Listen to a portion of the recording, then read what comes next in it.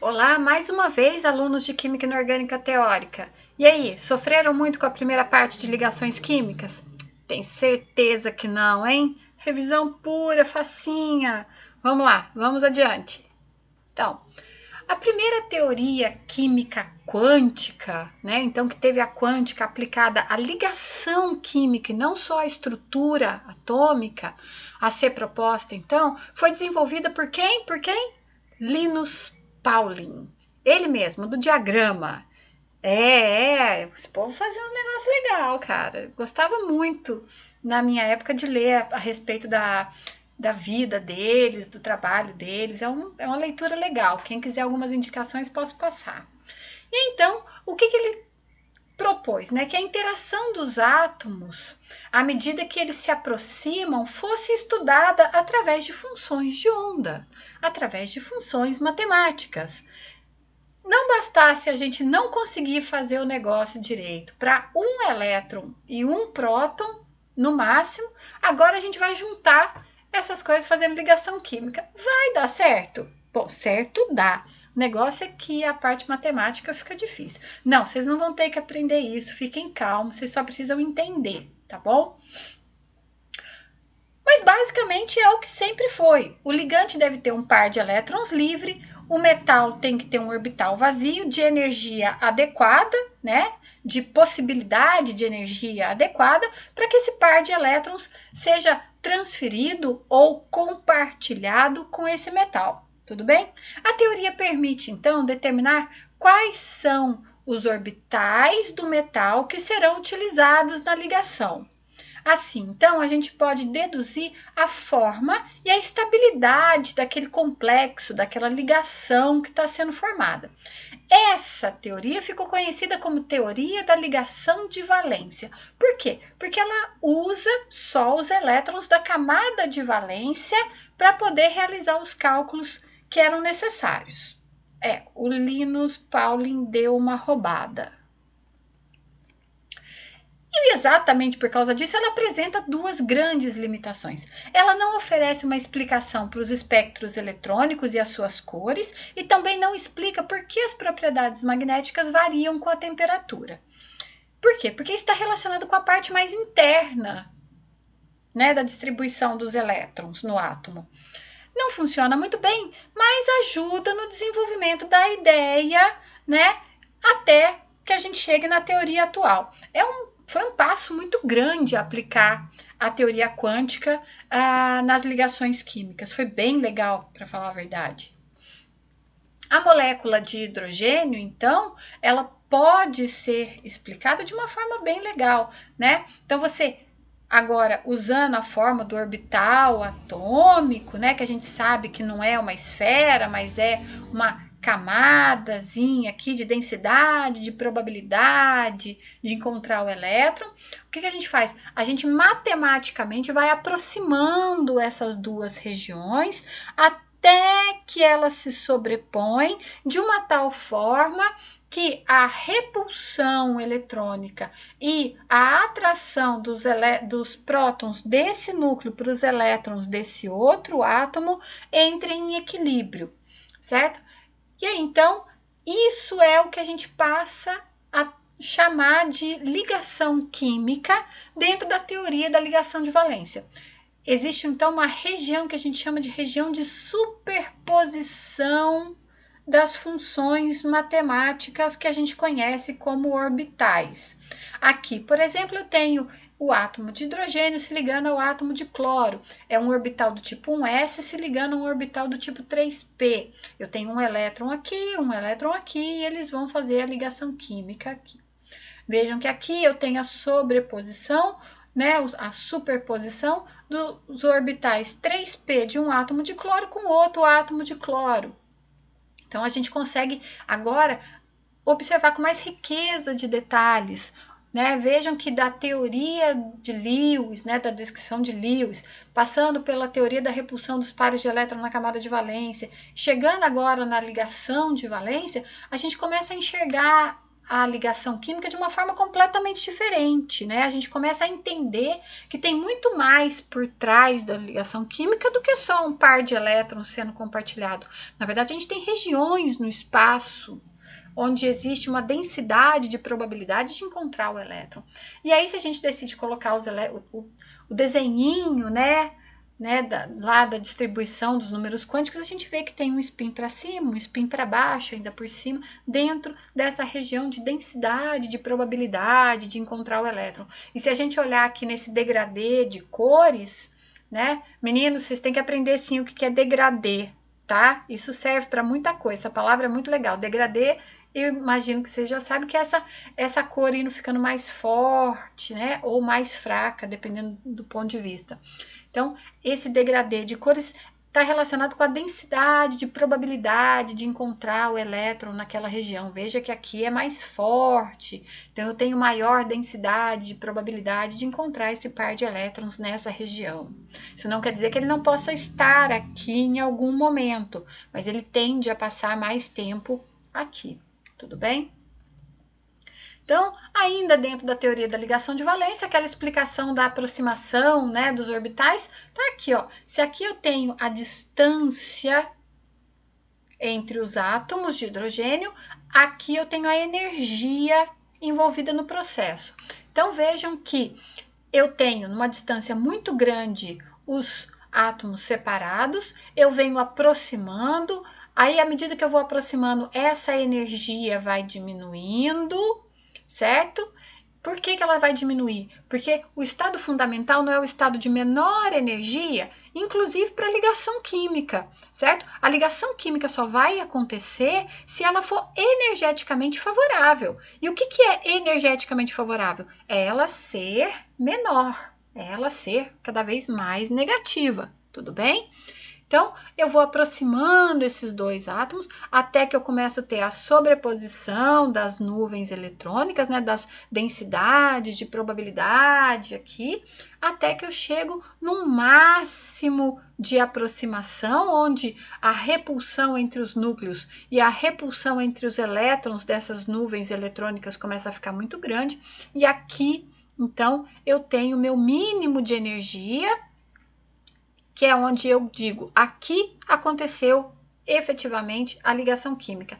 Se eu aproximar mais, vocês veem que a energia sobe de uma forma muito rápida, e isso quer dizer que a repulsão entre eles começa a influenciar muito, e aí eu passo a não conseguir mais fazer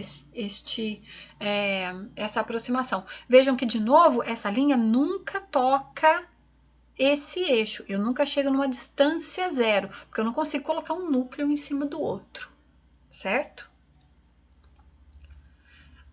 Então, as moléculas diatômicas homonucleares, diatômicas, 2 átomos, homonucleares, de núcleos iguais, de números de próton iguais. Então, são átomos dos mesmos elementos, 2 átomos de cloro, 2 átomos de hidrogênio, certo? Agora, essa teoria, ela pode ser expandida, e aí eu posso levar em consideração elétrons iguais, mas de átomos vizinhos, certo? E eles vão, então, se espalhando e formando ligações que a gente conhece do tipo sigma, do tipo pi. Ligações do tipo sigma são ligações frontais, né? Onde eu tenho, por exemplo, um carbono se ligando ao outro carbono por uma ligação simples.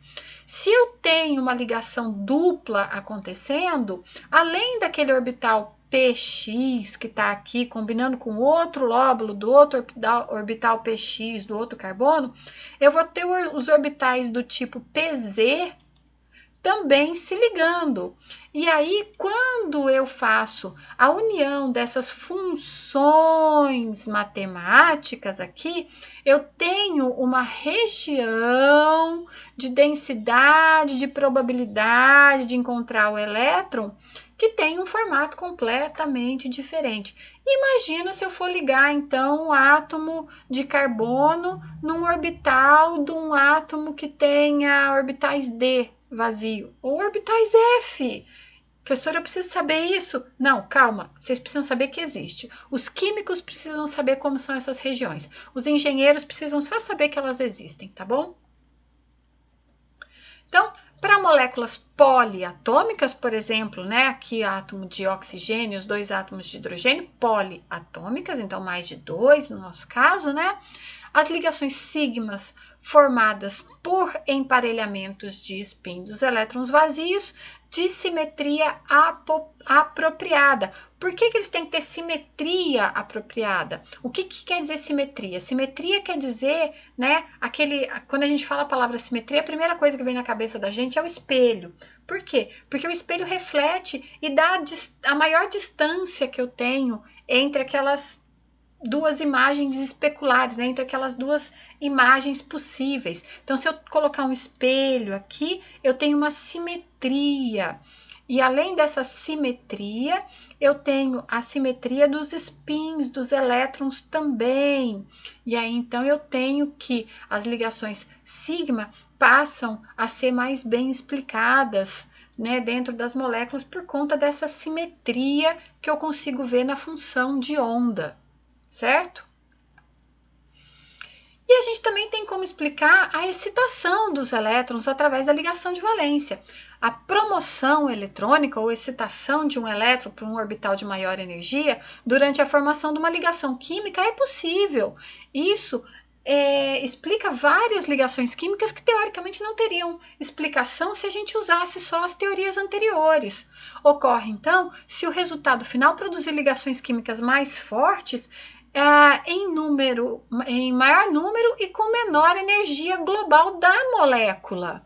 Então, eu vou excitar o meu elétron, ele vai para uma camada mais externa e a hora que ele decai fazendo a ligação química. Ele não decai para o orbital de origem dele, mas ele decai para aquele orbital molecular que foi formado. E aí é muito mais interessante porque ele vai estar numa região do espaço provavelmente maior, onde ele vai sofrer menos repulsão eletrônica. Isso explica algumas moléculas de uma forma bem interessante. E explica também a hibridização, certo? Então, a gente passa a ter aqui a hibridização do tipo SP, do tipo SP2 ou do tipo SP3. Então, é bem interessante quando você olha matematicamente, esses desenhos aqui, né, são representações matemáticas das funções, né, e a gente consegue entender como a hibridização acontece olhando, né, aplicando a teoria da ligação de valência nas nossas moléculas. Uma vez que existem, por exemplo, né, 3 orbitais do tipo P, os arranjos octaédricos e de bipirâmide trigonal devem envolver os orbitais do tipo D. Os arranjos, então, de bipirâmide trigonal, todo mundo lembra o que quer dizer bipirâmide trigonal, né? 2 pirâmides de base triangular. Necessitam, então, de uma hibridização do tipo sp3d. E os arranjos octaédricos spt3d2. Não, eu não vou correr o risco de tentar desenhar aqui para vocês, porque senão vai ficar assim muito deselegante da minha parte, certo? Então, observe que o arranjo, então, da teoria da repulsão dos pares de elétron na camada de valência determina a hibridização, mas a explicação matemática de por que eles são daquela forma, a gente começa a ter com a aplicação da mecânica quântica no processo de ligação química, que é o que a gente conhece como teoria da ligação de valência. Muito bem, quando a gente olha para a teoria da ligação de valência, a gente está levando em consideração só os elétrons da camada de valência. E o Bert e o Van Vleck não estavam contentes com isso. Por quê? Porque é muito bonito para explicar a ligação covalente, mas e a ligação iônica? Como é que eu explico?